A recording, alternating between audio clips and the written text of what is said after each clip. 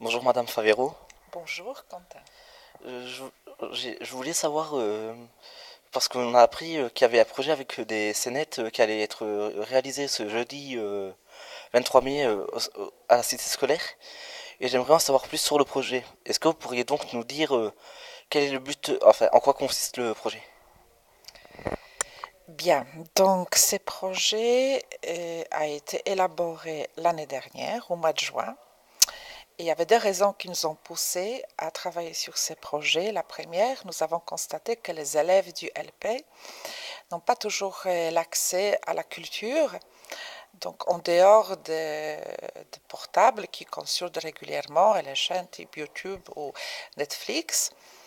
Et d'autre part, nous avons remarqué aussi qu'il y a quelques problèmes qui surgissent entre les élèves, surtout concernant l'image des femmes, le rôle de la femme dans la société. D'où l'idée de lier les deux. Donc, leur donner peut-être davantage l'accès à la culture par les biais du théâtre, mais non seulement d'aller voir une pièce de théâtre, de comprendre le fonctionnement du théâtre et les intégrer donc dans les jeux théâtraux. Et donc, ce projet a pris les racines ainsi. Donc, nous les avons élaborés et proposés donc à la région du Grand Est, qui a retenu par les très nombreux projets, elle a retenu les nôtres et il nous a accordé une subvention, ce qui nous a permis donc de démarrer au mois de novembre avec des ateliers différents. Donc les élèves concernés, c'était les élèves de seconde du lycée professionnel bénévoles. Donc, au début, pour susciter les vocations, nous avons proposé une réflexion, un débat sur les différentes formes de discrimination d'une manière générale et ensuite, particulièrement donc, dans notre établissement, est-ce qu'ils ont constaté que aussi il existe des victimes, enfin les jeunes qui se considèrent comme victimes de discrimination et quel est le niveau. Ensuite, donc, nous avons mené un débat.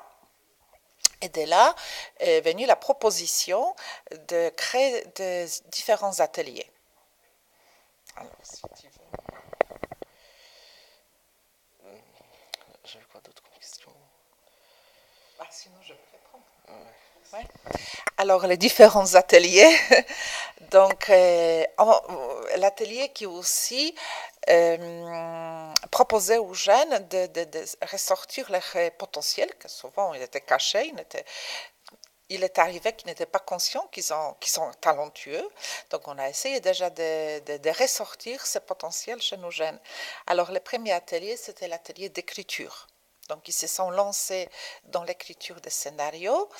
Et ensuite, le jeu scénique pour former un petit groupe de comédiens, d'acteurs, et le travail sur la scénographie, donc la décoration.